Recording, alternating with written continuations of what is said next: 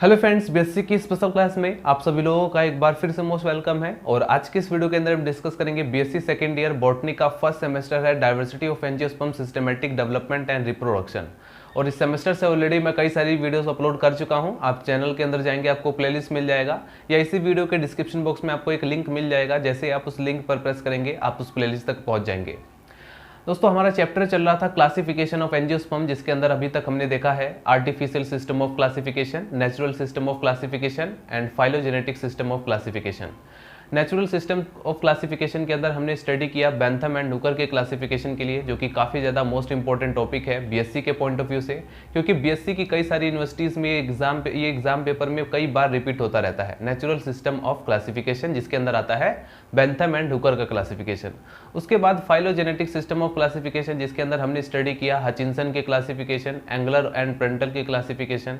और आज के इस वीडियो के अंदर हम डिस्कस करेंगे फाइलोजेनेटिक सिस्टम ऑफ क्लासिफिकेशन के अंदर क्रोनकिस्ट की क्लासिफिकेशन के बारे में। दोस्तों, ये यूपी के कई सारी यूनिवर्सिटीज़ के अंदर ये क्लासिफिकेशन नहीं है, लेकिन कई सारे स्टूडेंट्स हैं जो अदर स्टेट्स के स्टूडेंट्स हैं, वो कमेंट कर रहे थे सर ये हमारे सिलेबस के अंदर है, प्लीज़ इसको अपलोड कीजिए, इसलिए मैं इस टॉपिक को भी कवर कर रहा हूँ।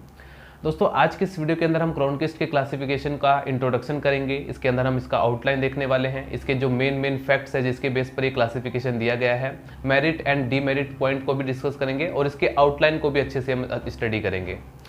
दोस्तों, अगर आपने टेलीग्राम चैनल नहीं ज्वाइन किया है तो सबसे पहले आप टेलीग्राम एप्लीकेशन को डाउनलोड कीजिए। फिर उसके बाद वहाँ पर सर्च करेंगे बायो बुक टैग।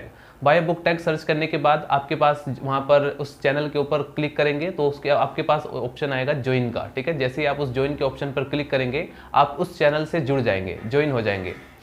दोस्तों, इससे प्रॉफिट आपको ये होगा, जो भी मैं पीडीएफ एंड नोट्स अपलोड करता हूं, जैसे कि अभी मैंने अपलोड किया प्लांट टिश्यू के क्लासिफिकेशन के बारे में, या बीएससी फर्स्ट ईयर का हमने कुछ एल्गी या फंजाई के क्लासिफिकेशन को वहां पर अपलोड कर रहे हैं, तो आप वहां पर जो भी नोट्स या पीडीएफ होगा आप वहां से रिसीव कर सकते हैं। जो भी मेरे पास अवेलेबल होता है मैं वहीं पर अपलोड करता हूँ। तो चलिए दोस्तों, स्टार्ट करते हैं क्लासिफिकेशन ऑफ क्रोनकिस्ट। तो चलिए फ्रेंड्स, हेडिंग डाल लीजिए अर्थर क्रोनकिस्ट सिस्टम ऑफ क्लासिफिकेशन। इससे पहले मैं डिस्कस कर चुका हूँ हचिंसन के क्लासिफिकेशन के बारे में, एंगलर एंड प्रेंटल के क्लासिफिकेशन के बारे में, और बेंथम एंड हुकर के क्लासिफिकेशन को मैं ऑलरेडी कवर कर चुका हूँ। तो अगर आपको वीडियोस देखना है तो आप चैनल के अंदर जाकर देख सकते हैं। आज की इस वीडियो के अंदर हम कवर करेंगे क्रोनकिस्ट के क्लासिफिकेशन के बारे में, जिसके अंदर सबसे पहले हम डिस्कस करेंगे क्रोनकिस्ट और इनके क्लासिफिकेशन के इंट्रोडक्शन के बारे में, एंड फिर उसके बाद हम डिस्कस करेंगे सेकेंडली इनके प्रिंसिपल के बारे में, यानी कि वो प्रिंसिपल जिसके बेस पर ये क्लासिफिकेशन दिया गया। एंड फाइनली डिस्कस करेंगे कुछ इंपॉर्टेंट पॉइंट, जैसे कि आउटलाइन ऑफ क्लासिफिकेशन, पूरे क्लासिफिकेशन का एक ओवरव्यू, एक आउटलाइन देखने वाले हैं। एंड फाइनली हमारा जो मेन इंपॉर्टेंट टॉपिक रहता है मेरिट्स एंड डीमेरिट्स, उसको भी हम कवर करेंगे। तब जाकर हमारा एक लॉन्ग क्वेश्चन बीएससी और एमएससी के स्टूडेंट्स का कवर होता है। तो चलिए दोस्तों, स्टार्ट करते हैं। सबसे पहले तो आप यहाँ पर इंट्रोडक्शन देना होगा। दोस्तों, अर्थर क्रोनकिस्ट का जन्म हुआ था सैन जोन कैलिफोर्निया में 19 मार्च 1919 में। और दोस्तों, इन्होंने जो है किस तरह से काम करते थे इनके बारे में हमें बताना होगा। अर्थर क्रोनकिस्ट, इनका जन्म एक तरीके से कह सकते हैं 1919 में इनका जन्म हुआ था और 1992 में इनकी मृत्यु हुई थी। Was the senior curator of New York botanical garden. दोस्तों, ये जो है बोटेनिक गार्डन, न्यूयॉर्क के जो बोटेनिक गार्डन है वहाँ पर ये क्यूरेटर के रूप में वर्क कर रहे थे। और साथ में ये जो है कोलंबिया यूनिवर्सिटी में एक एडजसेंट प्रोफेसर, यानी कि सहायक प्रोफेसर की तरह भी काम कर रहे थे। And he presented an elaborate interpretation of his concept of classification in the evolution and classification of flowering plant in 1968। दोस्तों, इन्होंने 1968 में अपना क्लासिफिकेशन, ये जो कंसेप्ट ऑफ क्लासिफिकेशन ये प्रेजेंट किया, इलेबोरेट किया इसको 1968 में, और इसको पब्लिश किया। ये तो अभी इन्होंने जो है प्रस्तुत किया, प्रेजेंट किया था, और इसको पब्लिश किया 1981 में। और किस पत्रिका में? An integrated system of classification of flowering plant, इसके अंदर इन्होंने इसे पब्लिश किया था। एंड फाइनली ही डिस्कस इसके अंदर अभी आपको यहाँ पर लिखना होगा इस क्लासिफिकेशन के कुछ जो मेन फीचर्स हैं, जैसे कि he discuss a wide range of characteristics important of phylogenetic system, and his system is more और less parallel to Takhtajan system, different in detail. Takhtajan give a more importance to the cladistics and Cronquist give more importance to the morphology. इन्होंने जो है morphology को importance दिया। And finally he considered that the pteridosperms the seed फंड, जैसे कि the seed ferns as a probable ancestor of angiosperm. इन्होंने कहा दोस्तों, जो टेरिडोस्पर्म्स होते हैं, जो सीड फंड्स होते हैं, वो एंसेस्टर हैं एंजियोस्पर्म के। And Cronquist system of classification is appear more natural, इनका जो है काफ़ी नेचुरल सिस्टम ऑफ क्लासिफिकेशन और फाइलोजेनेटिक क्लासिफिकेशन है। And evolution relationship among the subclasses of dicots has shown in form of balloon. इन्होंने जो है दोस्तों जो इनके डाइकोट्स के जो सब क्लासेस हैं उनके इवोल्यूशन रिलेशनशिप को एक बैलून के रूप में इसको शो किया था।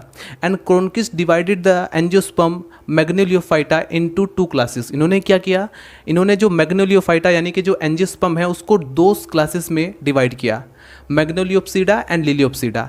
अब ये जो मैग्नोलियोप्सिडा और लिलियोप्सिडा जो क्लासेस थी इसको डिवाइड किया इन्होंने सब क्लासेस के अंदर, ऑर्डर के अंदर और फैमिलीज़ के अंदर, लेकिन इनके अंदर जो है कोई सुपर ऑर्डर नहीं था। मैग्नोलियोप्सिडा is divided into 6 subclasses and Liliopsida is divided into 5 सब क्लासेस। तो इस तरह से इन्होंने जो है क्लासिफिकेशन दिया जिसका एक छोटा सा हमने ओवरव्यू देख लिया है। अब हम देखने वाले दोस्तों वो प्रिंसिपल्स यानी कि उन फैक्ट्स या उन प्रिंसिपल्स के बारे में मैं डिस्कस करने वाला हूँ जिसके बेस पर आर्थर कॉन्क्विस्ट ने ये क्लासिफिकेशन दिया। तो सबसे पहले आप इसको फटाफट नोट कीजिए। तो चलिए फ्रेंड्स हेडिंग डाल लीजिए प्रिंसिपल्स ऑफ क्लासिफिकेशन, जिसके अंदर सबसे पहले हम पॉइंट नोट करेंगे हैबिटेट से रिलेटेड, जिसमें सबसे पहले इन्होंने कहा कि shrubs are primitive and trees are advance. दोस्तों क्रोनकिस्ट ने कहा जो श्रब्स होते हैं, श्रब्स क्या होते हैं आप अच्छी तरह से जानते हैं, श्रब्स भी वुडी प्लांट्स होते हैं बट वो ट्रीज से छोटे होते हैं। तो ऐसे प्लांट्स को उन्होंने कहा प्रिमिटिव, यानी कि श्रब्स जो हैं वो उन्हें प्रिमिटिव कंसिडर किया और जो ट्रीज होते हैं उन्हें इन्होंने एडवांस माना। नंबर सेकंड लीफ लेमिना, जिसे हम लीफ ब्लड के नाम से भी जानते हैं, उन्होंने कहा अगर वो सिंपल है तो वो प्रिमिटिव है, अगर वो कंपाउंड है तो उन्होंने कहा ये एडवांस होगा। ठीक है, उन्होंने इसे एडवांस कंसिडर किया। नंबर थर्ड आता है पॉइंट वेनेशन।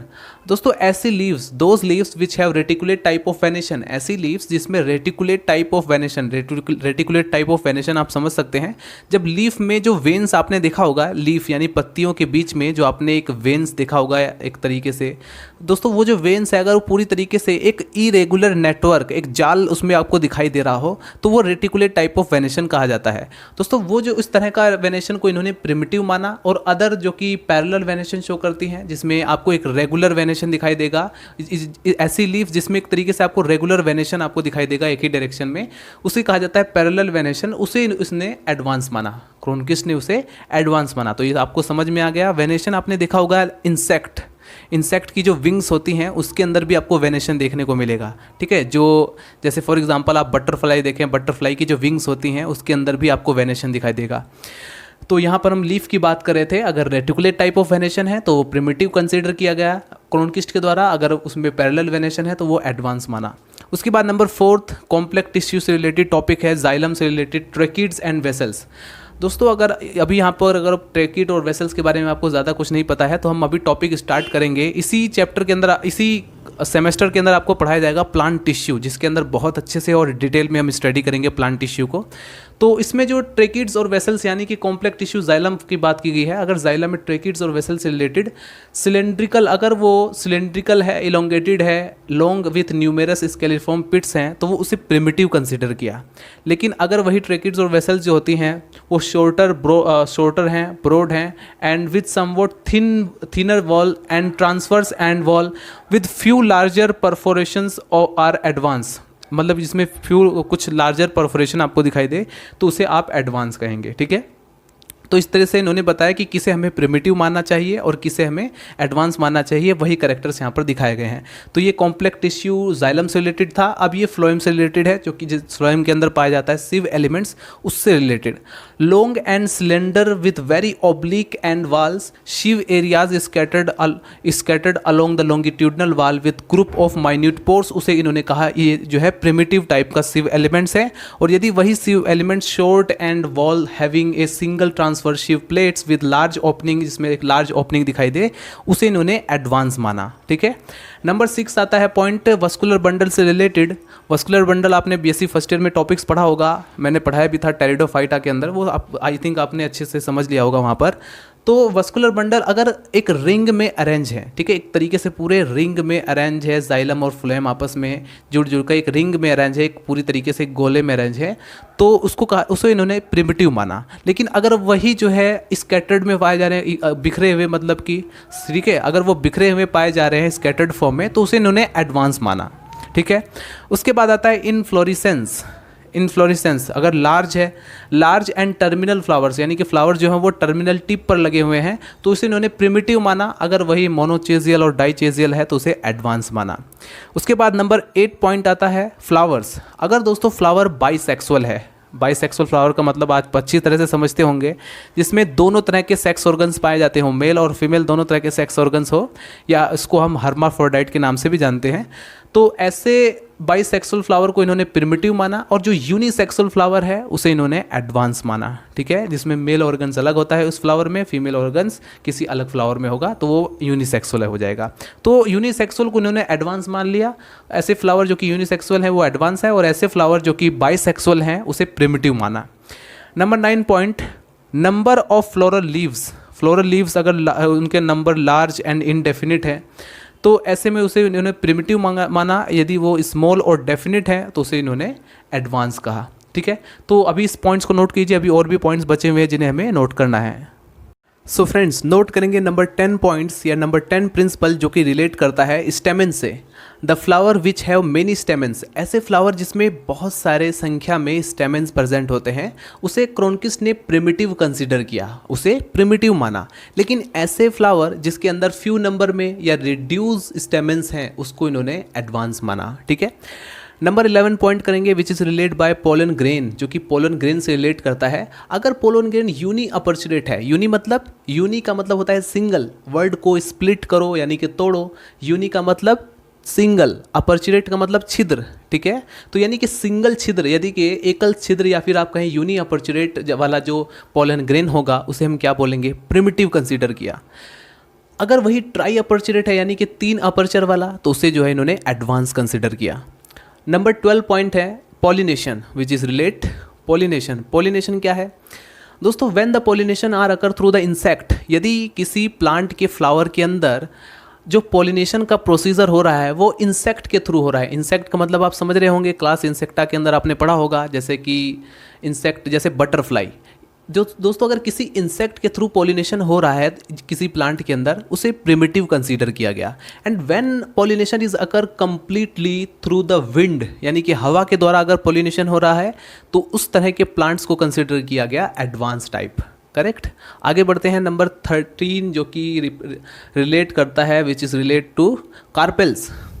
कार्पेल्स की बात करें तो मेनी मतलब बहुत ही संख्या में कार्पेल्स और arranged spirally in a more और less elongated receptacle are primitive, उसे कंसीडर किया गया प्रिमिटिव में। लेकिन अगर कम संख्या में few and arrange in a whorl, मतलब कि एक चक्र में, and then undergoes further fusion, तो इस तरह का जो कार्पल्स होगा उसे एडवांस टाइप कंसीडर किया गया। उसके बाद आता है नंबर 14 जो कि है प्लेजेंटेशन। प्लेजेंटेशन में अगर एक्सियल प्लेजेंटेशन आपको दिखाई दे रहा है तो वो प्रिमिटिव कंसीडर किया गया।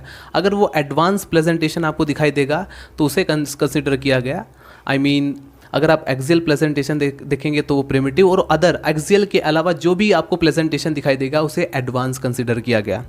उसके बाद आता है नंबर 15 इंटेग्यूमेंट्स। अगर बाईटेगमिक है तो प्रिमिटिव है, अगर यूनिटेगमिक है तो आर एडवांस। यूनी मतलब सिंगल टेगमिक, ठीक है, बाईटेगमिक यानी कि 2 टेगमिक। तो बाईटेगमिक है तो प्रिमिटिव माना गया है और यूनिटेगमिक है तो एडवांस माना गया। उसके बाद आता है कॉटिलिडेंस। कॉटिलिडेंस का मतलब ऑलरेडी मैं बता ही चुका हूँ आपको। ठीक है, अगर 2 कोटिलिडेंस प्रेजेंट है यानी कि डाई कोटिलिडेंस को इन्होंने प्रिमिटिव माना, एंड अगर 1 कोटिलिडेंट है, ठीक है, तो इसे इन्होंने एडवांस माना। ठीक है, आगे बढ़ते हैं नंबर 17 फ्रूट। दोस्तों अगर फ्रूट जो है फॉलिकल है, ड्राई है एंड डेहिसेंट्स आर प्रिमिटिव, उसे जो है प्रिमिटिव माना गया। और अगर वो फ्रूट फ्लैशी है एंड इनडेहिसेंट है तो इसे कंसीडर किया गया एडवांस। उसके बाद आता है ओव्यूल। अगर ओव्यूल एनाट्रोपस है तो उसे जो है प्रिमिटिव कंसीडर किया गया। और एनाट्रोपस के अलावा कोई भी हो, जितने भी टाइप्स ऑफ ओव्यूल्स हैं, आर्थोट्रोपस, हमने पढ़ा है कई तरह के ओव्यूल्स के बारे में जो कि हम आगे भी पढ़ने वाले हैं बेसिक नॉलेज के अंदर। तो एनाट्रोपस को प्रिमिटिव माना गया और अदर को, जितने भी है बाकी बचे हुए रिमेनिंग, एडवांस कंसीडर किया गया। तो ये था दोस्तों प्रिंसिपल ऑफ क्लासिफिकेशन। ठीक है, ये हमने जो है क्रोनकिस्ट के जो क्लासिफिकेशन का जिस बेस पर उन्होंने जो प्रिंसिपल जो क्लासिफिकेशन दिया था वो सारे हमने प्रिंसिपल्स पढ़ लिए हैं। अब हम पढ़ेंगे इनके आउटलाइन के बारे में और साथ में थोड़ा थियोरेटिकल पोर्शन नोट करेंगे उस क्लासिफिकेशन से रिलेटेड। एंड फाइनली हमारा टॉपिक होगा मेरिट एंड डीमेरिट। सबसे पहले आप इसको फटाफट नोट कीजिए। तो चलिए फ्रेंड्स, हेडिंग डाल लीजिए आउटलाइन ऑफ क्लासिफिकेशन। दोस्तों सबसे पहले हम आउटलाइन को समझ लेते हैं, फिर उसके बाद आप इसको नोट कर सकते हैं। तो सबसे पहले देखो क्या किया क्रोनकिस्ट ने, मैग्नोलियोफाइटा के अंदर सभी के सभी जो है एंजियोस्पर्म प्लांट रखे गए हैं। इतनी बात क्लियर हुई। समझ लीजिए कि यहाँ पर मैग्नोलियोफाइटा के यहाँ जगह अगर मैं एंजियोस्पर्म भी लिख देता हूँ तो आपको प्रॉब्लम नहीं होनी चाहिए। तो उन्होंने क्या किया, मैग्नोलियोफाइटा को 2 क्लासेस में डिवाइड किया गया। ठीक है, उन्होंने 2 क्लासेस में डिवाइड किया। नंबर फर्स्ट क्लास है मैग्नोलियोप्सिडा, नंबर सेकंड क्लास है लिलियोप्सिडा। ठीक है, तो 2 क्लासेस में डिवाइड किया। अब यहाँ पर ये जो मैग्नोलियोप्सिडा है इसको मैं डाइकोट भी कह सकता हूँ और लिलियोप्सिडा को मोनोकोट भी कह सकता हूँ। क्यों? क्योंकि मैग्नोलियोप्सिडा के अंदर रखे गए हैं डाइकोट प्लांट्स और लिलियोप्सिडा के अंदर मोनोकोट प्लांट रखे गए हैं। अगर मैं इसमें कुछ बेसिक इन दोनों के बीच डिफ्रेंसिएशन की बात करूँ तो डाइकोट्स, यहाँ पर ये जो मैग्नोलियोप्सिडा है इसमें जो है डाइकोट्स रखे गए हैं और लिलियोप्सिडा के अंदर मोनोकोट्स प्लांट रखे गए हैं। इनमें रेटिकुलेट वेनेशन पाया जाता है तो इसमें पैरेलल वेनेशन पाया जाता है। करेक्ट।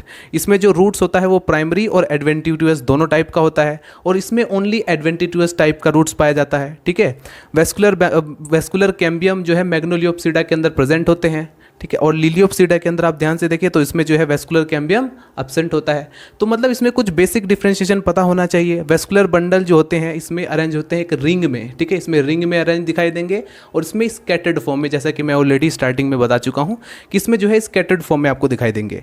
इसमें जो आपको फ्लावर्स दिखाई देगा डाइकोट्स प्लांट के अंदर, इसमें जो है टेट्रारेमस या फिर आपको पेंटारेमस दिखाई देगा। जबकि आप लिलियोप्सिडा के अंदर जब यहाँ पर देखेंगे इसकी सब क्लासेस के अंदर, ठीक है, लिलियोप्सिडा यानी कि मोनोकोट्स के अंदर आप ध्यान से देखें तो इसमें फ्लावर जो होते हैं वो जनरली ट्राइरेमस आपको दिखाई देंगे। करेक्ट। तो इसमें कुछ बेसिक डिफरेंशिएशन है मैग्नोलियोप्सिडा और लिलियोप्सिडा के अंदर। अब आप यहाँ पर हम बात करें इनके सब क्लासेस की। ये तो है क्लासेस और ये है सब क्लासेस। इसमें आपको 6 सब क्लासेस दिखाई देंगी मैग्नोलियोप्सिडा के अंदर। नंबर फर्स्ट है मैग्नोलिडी जिसके अंदर 8 ऑर्डर, 39 फैमिलीज एंड 11,000 स्पीसीज आपको दिखाई देंगे। इसमें आप सिर्फ इतना याद कर सकते हैं, इसमें 8 ऑर्डर आते हैं, 39 फैमिली और 11,000 स्पीसीज इसके अंदर आते हैं। नंबर सेकंड आप देखेंगे हमामिलिडी सब क्लास के अंदर आप देखेंगे तो इसमें 11 ऑर्डर, 39 फैमिली और 34,000 स्पीसीज आपको इसमें दिखाई देंगे। और नंबर थर्ड सब क्लास कैरियोफिलिडी के अंदर 3 ऑर्डर, 14 फैमिली, ठीक है, 14 फैमिली एंड 11,000 स्पीसीज इसके अंदर आते हैं। डाइलिनिडी के अंदर आपको दिखाई देंगे 18 ऑर्डर, 74 फैमिली एंड 24,000 स्पीसीज दिखाई देंगे। तो ये सब क्लास मैग्नोलिडी। नंबर सेकंड सब क्लास है हमामेलिडी, नंबर थर्ड सब क्लास है कैरियोफिलिडी, नंबर 4 सब क्लास है डाइलिनिडी एंड नंबर 5 रोजिडी के अंदर दोस्तों 18 ऑर्डर आपको दिखाई देंगे, 18 order and 113 family and 16,000 species इसमें आपको दिखाई देंगे। उसके बाद 6 सब क्लास है एस्टेरिडी के अंदर 10 ऑर्डर, 48 फैमिली, 56,000 स्पीसीज आपको इसमें दिखाई देंगे। अब इसके अंदर आप अगर ध्यान से देखें जो प्रिमिटिव फैमिली आएंगी, ठीक है, जो यहाँ पर ये जो मैग्नोलिडी है इसको प्रिमिटिव माना गया है और एस्टेरिडी को मोर एडवांस माना गया है। ठीक है, मोर प्रिमिटिव मोर एडवांस। जैसे जैसे आप नीचे की तरफ जाओगे तो इसमें जो एडवांसमेंट है वो बढ़ती रहेगी और जैसे जैसे आप ऊपर की तरफ जाओगे जो प्रिमिटिवनेस का करेक्टर है वो बढ़ता रहेगा। इस तरह से भी आप समझ सकते हैं। ठीक है, अब यहाँ पर इसके अंदर जैसे फॉर एग्जाम्पल हमने कहा ये सब क्लास मैग्नोलिडी जो है वो मोर प्रिमिटिव है। ठीक है, अब इसके अंदर जितने भी ऑर्डर आएंगे, जैसे मैं अगर फैमिली की बात करूँ मैग्नोलिसी फैमिली, तो वो जो है मोर प्रिमिटिव मानी जाएगी। करेक्ट। अगर हम एस्टेरेसी फैमिली की बात करें तो वो मोर एडवांस मानी जाएगी। तो इस तरह से भी आप लिख सकते हैं। डिस्कस करते हैं नंबर सेकंड क्लास लिलियोप्सिडा के अंदर दोस्तों मोनोकोट्स रखे गए हैं। ऑलरेडी मैं कई सारी बातें इसके बारे में बता चुका हूं, हमने डिफरेंशिएशन भी देख लिया है। तो अब आपको आई थिंक ज़्यादा प्रॉब्लम नहीं होनी चाहिए। लिलियोप्सिडा को जो है दोस्तों 5 सब क्लासेस के अंदर डिवाइड किया गया। ठीक है, नंबर फर्स्ट सब क्लास है इसके अंदर एलिस्मेटिडी के अंदर 4 ऑर्डर, 15 फैमिली एंड 500 स्पीसीज आते हैं। नंबर सेकंड है एरिसिडी के अंदर 4 ऑर्डर, 6 फैमिली एंड 64,100 स्पीसीज आपको इसमें दिखाई देंगे। उसके बाद नंबर थर्ड सब क्लास है कमेलिनिडी के अंदर आपको दिखाई देंगे 6 ऑर्डर, 16 फैमिली एंड 6,200 स्पीसीज इसके अंदर आपको दिखाई देंगे। यहाँ पर नंबर 4 सब क्लास आपको दिखाई देगी जिंजीब्रेडी के अंदर 2 ऑर्डर, 3 फैमिली एंड 2,800 स्पीसीज आपको दिखाई देंगे। और नंबर 5 सब क्लास है लिलिडी के अंदर 2 ऑर्डर, 19 फैमिली एंड 28,000 स्पीसीज आपको दिखाई देंगे। यहाँ पर भी सेम वही रूल्स फॉलो होता है कि ये जो एलिस्मेट डी जो आपको क्लास दिखाई दे रही है ये मोर प्रिमिटिव मानी जाएगी, और लिलिडी जो क्लास आपको दिखाई दे रही है ये मोर एडवांस मानी जाएगी अकॉर्डिंग टू कॉर्नक्विस्ट। ठीक है, कॉर्नक्विस्ट ने जो क्लासिफिकेशन दिया उसके अकॉर्डिंग। अब इसके अंदर जो भी ऑर्डर आएगा, जो भी फैमिली आएगी, जैसे हम बात करते हैं एलिस्मेट टीसी फैमिली की, तो ये मोर प्रिमिटिव मानी जाएगी, और यहाँ पर जो लिलिएसी फैमिली है वो मोर एडवांस मानी जाएगी। ठीक है, तो इस तरह से हम क्या कह सकते हैं कि जैसे आप डाउन नीचे ऊपर से नीचे की तरफ जाएंगे, जो प्रिमिटिवनेस का जो करेक्टर है वो डिक्रीज़ होता रहेगा, और एडवांसमेंट का जो करेक्टर है वो इंक्रीज़ होता रहेगा।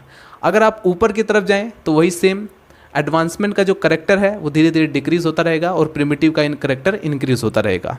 तो इस बेस पर आई थिंक आपको ये समझ में आ गया हो क्लासिफिकेशन। इसमें ज़्यादा कुछ आपको याद करने की ज़रूरत नहीं है। आप यहाँ पर सिर्फ और सिर्फ 6 सब क्लासेस आप याद कर लेंगे, बाकी आप चाहें तो इनके ऑर्डर्स भी याद कर सकते हैं नंबर्स में। ठीक है, और उसके बाद लिलियोप्सिडा के अंदर जितने भी सब क्लासेस है उसको याद करना होगा, और ऑर्डर्स भी आप इसके याद कर सकते हैं। फैमिली और स्पीसीज आप नहीं भी याद कर सकते हैं। ठीक है, इसमें आपको कोई ज़रूरी नहीं है। टोटल एक साथ आप फैमिली, जैसे मैंने कहा यहाँ पर 15, 6, 16, इन सभी फैमिली को काउंट करके आप डायरेक्टली लिलियोप्सिडा के अंदर मेंशन कर सकते हैं कि हाँ इसके अंदर इतनी फैमिली है। यानी कि इन सभी फैमिली को आपको याद करने की ज़रूरत नहीं है कि इसमें 15 है, इसमें 6 है, इसमें 16 है, इसमें 3 है। नहीं, ऐसा नहीं। आप डायरेक्टली यहाँ पर लिख सकते हैं कि इसमें टोटल इतनी, इन सभी सब क्लासेस के अंदर टोटल इतनी फैमिलीज आती हैं और इतने स्पीसीज आते हैं। ठीक है, ऑर्डर आप सभी में याद करना पड़ेगा अगर आप बीएससी या एमएससी के स्टूडेंट है तो नोट करेंगे दोस्तों, यहाँ पर कॉर्नक्विस्ट डिवाइडेड द मैग्नोलियोफाइटा, यानी कि जिसके अंदर सभी के सभी एंजियोस्पर्म प्लांट रखे गए हैं, उसको 2 क्लासेस में डिवाइड किया, मैग्नोलियोप्सिडा and लिलियोप्सिडा। He divided मैग्नोलियोप्सिडा into 6 subclasses and 68 orders. इस तरह से भी आप लिख सकते हैं 68 ऑर्डर अगर आप टोटल काउंट करेंगे। फिर उसके बाद ऑफ विच, जिसके अंदर मैग्नोलियल्स जो ऑर्डर है वो प्रिमिटिव है, और एस्टेरल्स जो ऑर्डर है वो एडवांस माना जाएगा, वो एडवांस टैक्सा है। ठीक है, ऑन द अदर हैंड दूसरी साइड आप देखें तो द क्लास लिलिएसी के अंदर आप देखेंगे, लिलियोप्सिडा के अंदर, तो इसमें has been divided into 5 subclasses and 18 orders, of which इसमें जो एलिस्मेटेल्सी है, एलिस्मेटेल्स जो होगा वो प्रिमिटिव माना जाएगा, और ऑर्किडेल्स जो होगा वो एडवांस टैक्सा माना जाएगा। ठीक है, यहाँ पर जो स्टार्टिंग में इसके ऑर्डर्स, यहाँ से आपको ये ध्यान रखना है कि जो फर्स्ट सब क्लास है वहाँ से जो सब क्लास स्टार्ट हुई है वो प्रिमिटिव है, और जो लास्ट वाली है वो मोर एडवांस है, मोर प्रिमिटिव मोर एडवांस। सो अभी आप इसको फटाफट नोट कीजिए। तो चलिए फ्रेंड्स, फाइनली नोट करेंगे merit and demerit points of Cronquist system of classification, जिसके अंदर सबसे पहले आप नोट करेंगे मेरिट पॉइंट्स को। The revision, number first point है the revision of the classification giving detail information on phytochemistry, anatomy, ultrastructure and chromosome beside morphology. Number second point note करेंगे the system is highly phylogenetic, जो system है पूरा highly phylogenetic है। And number third point, इन्होंने ICBN को के according जो है काम किया, नोमेनक्लेचर जो किया था वो ICBN international code of botanical nomenclature के अकॉर्डिंग काम किया, जो कि इनका एक मेरिट पॉइंट बनाता है। Number 4 point, placement of Magnoliidae as the most primitive group of angiosperm, dicotyledons before monocotyledons. हमने देखा डाइकोटिलिडन को मोनोकोटिलिडन से पहले ही रखा गया, और हमने देखा जो मैग्नोलिडी की जो प्लेसमेंट है is most primitive of the angiosperm के अंदर मोस्ट प्रिमिटिव माना गया। तो ये जो है एक तरीके से इनका मेरिट पॉइंट बनाता है। Find general agreement with the other authors. Number 5 point आप नोट करेंगे the relationship of different group have been described with diagram which provided a valuable information on relative advancement of various subclasses. And number 6 point, he considered morphology, anatomy, embryology, palynology, serology, cytology and phytochemistry on his classification. इन्होंने ये सभी चीज़ें consider की, morphology को भी लिया। जैसे morphology का मतलब समझ रहे हैं, जैसे कोई प्लांट हमको दिखाई दे रहा है एक्सटर्नली, तो वो क्या है, उसकी मॉर्फोलॉजी है। एक तना है, बाहरी रूप से दिखाई दे रहा है, जो भी एक्सटर्नल एक प्लांट हमें दिखाई दे रहा है वो उसकी कंप्लीट मॉर्फोलॉजी है। अब हम उसकी एनाटॉमी क्या होती है, अगर आप उसी प्लांट को अंदर से काटेंगे, कट करके उसका सेक्शन काट कर देखेंगे, उसके अंदर सेल्स का अरेंजमेंट, वास्कुलर टिश्यूज़, ठीक है, सभी जब देखने वाले हैं तो वो हम क्या स्टडी कहेंगे, उसको एनाटॉमी। फिर अगर आप उसके एम्ब्रियो की स्टडी करेंगे तो एम्ब्रियोलॉजी, फिर उसके बाद पेलिनोलॉजी, फिर सीरोलॉजी, फिर साइटोलॉजी, इसी तरह से फाइटोकेमिस्ट्री। इस तरह से ये पूरा जो इन्होंने कंसीडर किया। तो ये है इनका पूरा मेरिट पॉइंट्स, जिसमें आप 6 पॉइंट्स आप लिख सकते हैं। नंबर सेकंड हेडिंग डाल लेंगे डीमेरिट पॉइंट। डीमेरिट में भी हम देखने वाले हैं, वैसे जनरली किसी भी क्लासिफिकेशन का कुछ ना कुछ आपको दोष दिखाई देंगे, वही डीमेरिट पॉइंट बन जाते हैं। पहला पॉइंट आप नोट करेंगे the system is not very useful for identification. Identification के लिए जो पूरा सिस्टम था वो पूरी तरीके से यूज़ नहीं था। And adoption in herbaria, since identification की for genera their distribution and description are not provided, इन्होंने जो है डिस्ट्रीब्यूशन और डिस्क्रिप्शन जो है वो प्रोवाइड नहीं किया। नंबर सेकंड पॉइंट आप नोट करेंगे दोस्तों, हमने यहाँ पर देखा था सुपर ऑर्डर, इन्होंने जो है सुपर ऑर्डर मेंशन नहीं किया था, जो कि इनका डीमेरिट का पॉइंट बन गया। Super order as a rank above the order has been recognize here, यहाँ पर जो है रिकॉग्नाइज नहीं किया, has not been recognize here. Number third point आप नोट करेंगे, मोस्ट रिसेंट ऑथर जो थे, ठीक है, उन्होंने do not believe this aquatic ancestry of monocotyledons, monocotyledon की जो एक्वाटिक एंसेस्ट्री थी, जो मोस्ट रिसेंट ऑथर है, वो उन्होंने इस पर विश्वास नहीं किया, बिलीव नहीं किया। Number 4 point, transitional nomenclature is replaced, इन्होंने जो है ट्रांजिशनल नोमेनक्लेचर को रिप्लेस कर दिया, जो कि इनका डीमेरिट पॉइंट बन गया। एंड नंबर 5 नोट करेंगे इनका demerit point, arrangement of some families in Liliaceae is criticise, ये जो है आलोचनात्मक है। इन्होंने क्या किया, जो लिलिएसी के जो कुछ फैमिलीज हैं इनके अंदर उनका जो अरेंजमेंट इन्होंने किया है वो क्रिटिसाइज है, यानी कि आलोचनात्मक पूर्वक है। तो ये दोस्तों एक तरीके से पूरा डीमेरिट पॉइंट बन जाता है। तो क्या आपको समझ में आ गया? Very good. तो दोस्तों ये था मेरिट पॉइंट, डीमेरिट पॉइंट, और ये पूरा हमने डिस्कस किया आर्थर क्रोनकिस के क्लासिफिकेशन सिस्टम को। उम्मीद है ये वीडियो आपको पसंद आया हो, आपके लिए हेल्पफुल रहा हो। दोस्तों अगर आपको इसी तरह की और भी वीडियोस चाहिए तो प्लीज़ चैनल को सब्सक्राइब कर दें, और इस वीडियो को अगर आपको पसंद आया तो प्लीज़ इसको लाइक करें। दोस्तों मिलते हैं नेक्स्ट वीडियो में, बाय बाय, टाटा।